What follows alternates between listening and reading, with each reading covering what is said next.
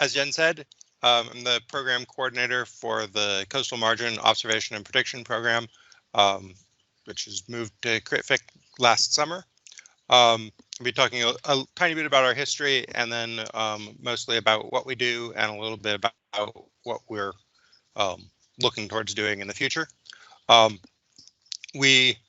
all of these little icons here are all of the sort of our history of collaboration over the last couple decades.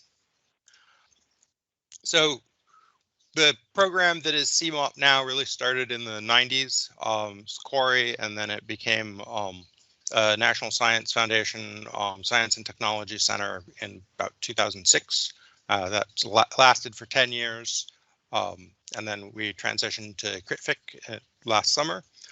We are also, I don't know how familiar NANOOS is to everyone here, but NANOOS is the Northwest Association of Networked Ocean Observing Systems. It's part of the IUS national network of ocean observing systems.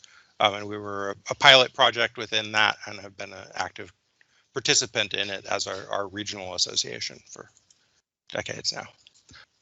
So this is our observation network, both as it currently stands and some of its history. I'm not going to go in detail through all of this, but I thought it would be useful to have as reference as much as anything. We are in our early days, we were mostly focused on salinity, temperature, water levels, and we had a quite extensive network. As we've switched to focusing on measuring a wider variety of variables, we've reduced down to a smaller number of stations, both looking at the lateral bays, the main channel, and the offshore. We're mostly focused on the lower estuary, the area of salinity intrusion, but historically we had stations in collaboration with USGS and LCEP further upriver. Those were managed by a lab that remained at OHSU and didn't transition to CRITFC. So CMOP at CRITFC is currently focused on the lower estuary. These are some of our station designs. I won't go into detail on them, but we use both buoys at some stations, and then additionally we have several stations that are pier based, where we pump water up to instruments in sheds, which provides some significant advantages. Historically, we had a station that was a vertical profiler located on the Astoria-Megler Bridge in the north channel of the lower estuary. We haven't run that in the last several years, and it will probably be difficult to ever get it going again. It's become a cormorant nesting site, and ODOT has become more restrictive on what they allow on their bridges. But it's an excellent data set for high resolution structure of the estuary in that area. We ran it for about 6 years.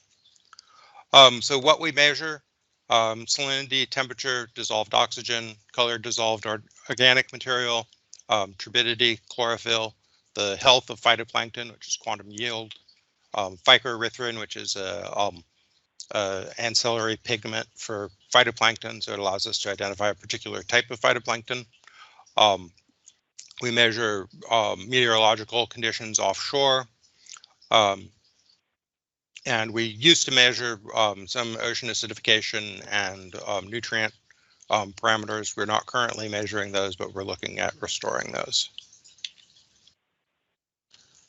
So this is just an example of what our long time series of data looks like. This is 10 years of ocean saturation at the deepest location at the station called Saturn 03, which is located at the Point Adams fish packing plant in the lower portion of the lower estuary. There's an area where we see full ocean water on a daily basis.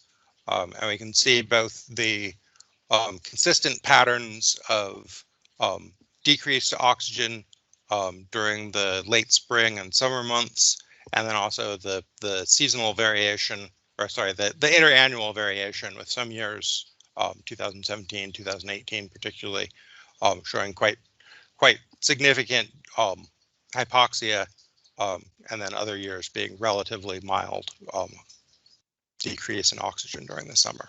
And so that's just an example of the sort of data that we're collecting and what we can see over the long history. And then this is the Point Adams fish packing plant shed where we have the Saturn 03 station. And this is what it looks like on the inside. We have going to deploy a wide variety of instruments. Not all of them for the shed-based stations need to be fully waterproofed underwater instruments. We can deploy instruments like the ecodynamic sensor, the ESP, in the shed, tied into the same water flow as all of the other instrumentation, and using the other variables that we're measuring to control when we were sampling for the ecodynamic sensor. And then Saturn 04 is located in the CMOP basin on the east side of Tongue Point, and that has similar characteristics. So the potentials for future observations, we're working on funding for restoring nitrate and ocean acidification monitoring. We've been exploring the possibility of monitoring contaminants. We've historically done acoustic tag monitoring for green sturgeon with the Washington Department of Fish and Wildlife, but we're looking at doing that for other species, potentially for lamprey. And then also just the CMOP stations, particularly the two shed-based stations, I think are valuable to think of as platforms of opportunity. They're relatively easy to deploy instruments in, even instruments that require some degree of maintenance. So I think I would, if anyone is interested in putting instruments in the lower estuary, we're a good opportunity for that. So moving on to modeling. So the virtual Columbia River is our what we call our modeling system. Our model actually extends up to Bonneville Dam and Willamette Falls, but the focus of the model has historically generally been in the region of salinity intrusion. So that's the lower estuary again. This is showing one particular day back in February of this year on an outgoing strong ebb tide, plume formation offshore, the wholly freshwater at the surface, intrusion of salinity at the bottom, and then vertical structure of salinity and velocities along 3 transects. We model both salinity, temperature, velocity, and elevation. That's the core of what we model. We model both in a forecast mode, which is what is shown here, and then additionally we have long-term simulations extending back to 1999, and we additionally run in scenarios, so sea level rise, various different scenarios around changing the pattern of Bonneville discharge in relation to the Columbia River Treaty. We also, 2 decades ago at this point, did modeling around the channel deepening project in the Columbia River. So sort of diagram of how the modeling works. It's based on bathymetry, which we translate into a grid representation. We run a circulation model. We have the capacity to run additional models based on that circulation model, and then we process that to produce a variety of indicators and visualization. And then we do our best to translate that into management support, scientific understanding, and education. So we model to understand processes, to characterize variability. We historically have used the model to support field campaigns, both in the estuary and in the plume region. And then we use the model to predict change as well through scenario modeling. As I said, the core of it is a 3D circulation model, and then that model is translated into to metrics of salmon habitat, and additionally, it can be used to feed additional models, biogeochemistry, aquatic vegetation models, and it can really be integrated into a stream to ocean watershed modeling system. So the model that we use, there are two models we use, self and schism. They're designed to be river to ocean models. They use unstructured grids, which are essentially triangular meshes. And so these are what our grids look like. Lower resolution further offshore, and then increasing resolution as we get into the estuary. Here's Rice Island to the north of Cathlamet Bay, the main channel, showing roughly the sort of structures that we use for representing and the resolution that we generally use. The newer model Schism actually has been demonstrated to be effective down to 1 meter resolution. So we can actually, in areas of interest, we can incorporate, particularly for modeling wetlands. It's very valuable to get down to very small scale, and we can do that just in areas where it's of interest. We can rapidly increase resolution for those specific areas. So then we translate our models into a variety of metrics: plume volume, salinity intrusion length, which is how far up the estuary the salt intrudes on a daily basis. We generate salmon habitat, and particularly significant, although we primarily have focused on the lower estuary, we do model all the way up, including wetlands and low marshy areas. So those are incorporated into the grid, and so we can estimate shallow water habitat as well. So I won't go through the details of this, but this is how we generate salmon habitat. It was defined in collaboration with fisheries biologists over the past 2 decades.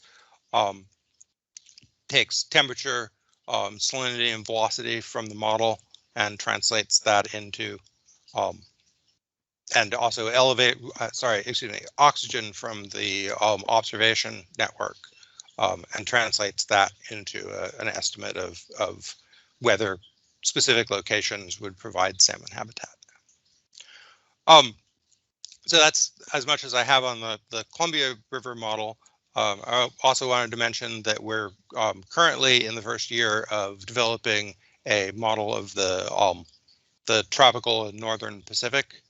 This is using the same sorts of models that we use for the Columbia River, and it's a collaboration with NOAA OCS, the Office of Coast Survey, and it's focused on water levels and surface currents in Oceania, but it would provide an opportunity to integrate the Columbia River into sort of basin scale processes, and particularly for CRITFC, valuable in that the model domain that we currently use does not extend as far as the full range of the salmon of the Columbia River. So I think there's some value in that as well.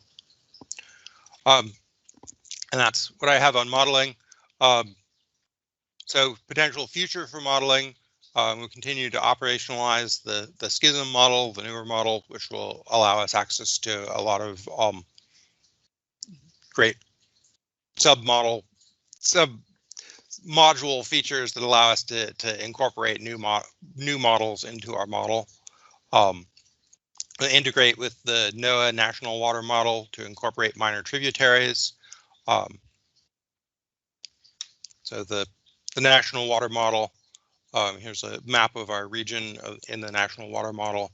It's a high resolution watershed model for the full US.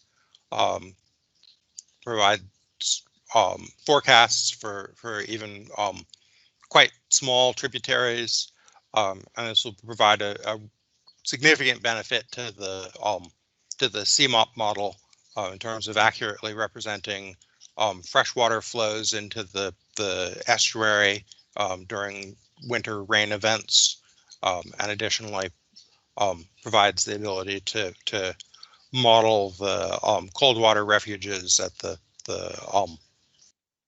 confluences with the smaller tributaries. So additionally, we're interested in increasing resolution in wetland areas, incorporating aquatic vegetation. Aquatic vegetation is quite interesting because it has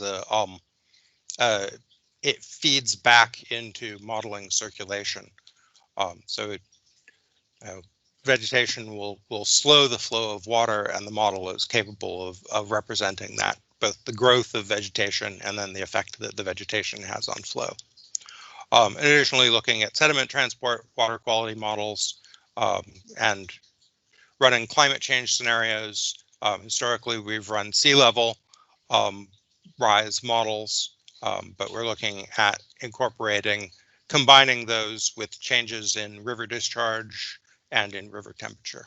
And then also, as we've done previously with salmon, looking at extending the habitat metrics to other species, including potentially lamprey. And that's what I have. Thank you.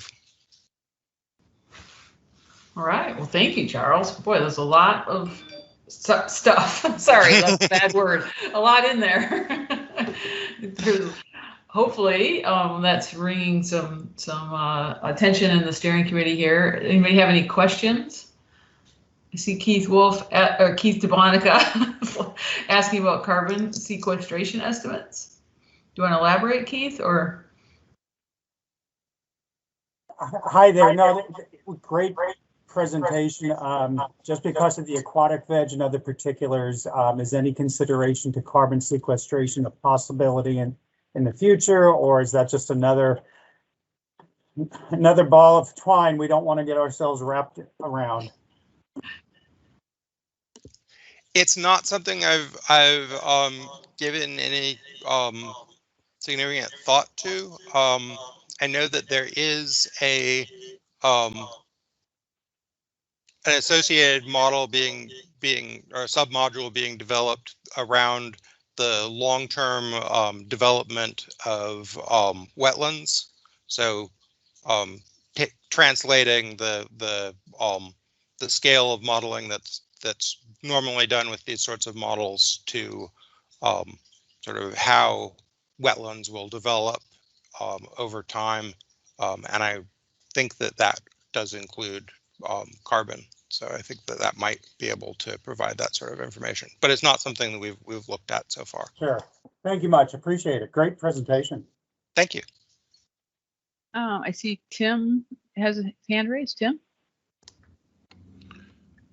Thank you, and thanks, Charles. What a great presentation.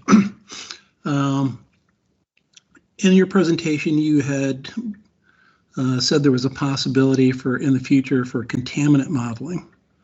Can you just give us a coarse idea of what that would look like and how that would be facilitated? So we can incorporate, there are several different ways. We can incorporate contaminants as tracers, essentially. It would be significantly more difficult for anything that is sequestered in sediments, since that would then require, and that would be dependent on having a sediment transport model incorporated into it. But in terms of sort of looking at, say, discharge plumes from waste treatment plants, that we can model as just tracers, and there's a oil spill model. There's two different oil spill models that can be run inside of Schism, and those deal with degradation over time of the contaminants. And then one of them deals in a more complicated way with that, and one of them deals more at a tracer or particle tracking level. So that's the sort of thing that we have the capacity to do. I think partly it depends on, it's not something that we have expertise in currently in-house, so it would be a matter of collaborating with outside experts to get an understanding of what are the primary contaminants of concern and what's their behavior like, to look at how to represent them in the model. Thank you so much, Charles. Again, great presentation. Thank you. Thanks. I see Steve Bolins has his hand up. Steve? Yeah, thanks, Jen. I've got a couple of comments, or I guess a comment and a question. But let me start by saying that was an excellent presentation, Charles. Thanks. Very thought-provoking. My comment is that for your information and perhaps for others on the call, my research group at Washington State University, based in Vancouver, now has a 15-year time series of both phytoplankton and zooplankton at several stations along the river from Vancouver downstream to Astoria. We've published a number of peer-reviewed papers on that. Maybe I could ask Jen, if I provided them, she could distribute them to the group, or at least links to them. Sure. So we, as plankton ecologists, we'd be very interested in interacting with you. And indeed, I met with Antonio Baptista some time ago, but it would be great to reconnect with CMOP. And closely related to that, I've also had a long-term collaboration with Tim Cunahan and Steve Waste of USGS, looking at invasive bivalves, and both the planktonic stages as well as the juvenile adult benthic stages. So there's likely some up for interaction there as well. My question, Charles, stems from my earlier career as a coastal oceanographer, where I was very involved with the GLOBEC program, the Global Ocean Ecosystem Dynamics program, looking at biological physical interactions, both in way of field observations and coupled modeling. And so I have a pretty good sense of what all is involved in the kind of work you're doing. And I know that it is not easy, and I know that it is not cheap. So you deserve high praise for your work. My question is, can you give us some sense of the scale of personnel and budget, if you dare, for your program, and how much of that is funded what proportion is funded internally by CRITFC versus externally by groups like MSF and NOAA currently?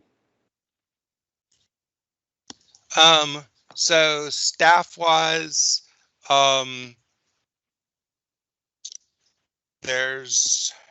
so for the entire the observatory, we have one field staff currently. We have one person who does data quality assessment.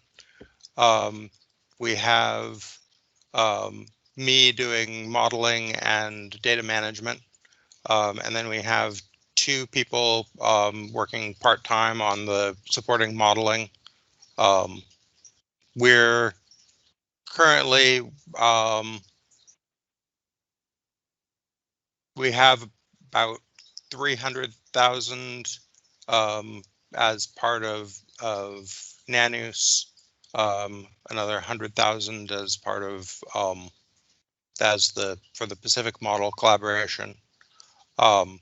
We're actively working on expanding the program, and we have sort of a core to build off of. So I'm very interested in the potential for collaborations on new projects, and looking at increasing our staffing around particular both modeling and field work. So thanks, Charles, and again, I have some sense of how difficult your work is. So good on you. Keep it up. And we have so our field, both I and our main field person have been doing this for more than 20 years at this point. So in this specific system, so we have the advantage of experience. But and then we also have I don't know what the value is, sort of the monetary value is, but we actually, for much of our modeling, we use National Science Foundation high performance computing center resource. So we have thus far really as much time as we need for modeling resources. And that's sort of on a yearly basis. Basically, anybody can ask for time from the XSEED system. So that's what we've been using as our, not for our forecasts, we have our own systems for that, but for our long-term modeling, we use the XSEED system. Sounds great. Sounds like you've got quite a network of collaboration going on there, Charles, but open to more. That's always good too. Yes, and sorry, I was gonna say, are there any other questions? Go ahead. We also are actively collaborating with the development community of Schism. So that's also been a significant benefit to us and a resource that we have. So in terms of, say, developing new contaminant, new ways of handling contaminant modeling, we have access to a larger community. Excellent. Any other questions out there or comments? I know Steve Waste, who was part of the instigator of bringing Tim and Steve Bolins and Jim to us today, could not make it today. So, Charles, you're part of that. Just FYI, he is actually on leave for family matter. So he sends his regrets, but I'm glad that Tim and Steve and Jim were able to join us, because part of this was just where always our mission with PNAMP is to bring people together that might find connections for future work or reusing, working together, all those collaborative things. So we're glad that you're here.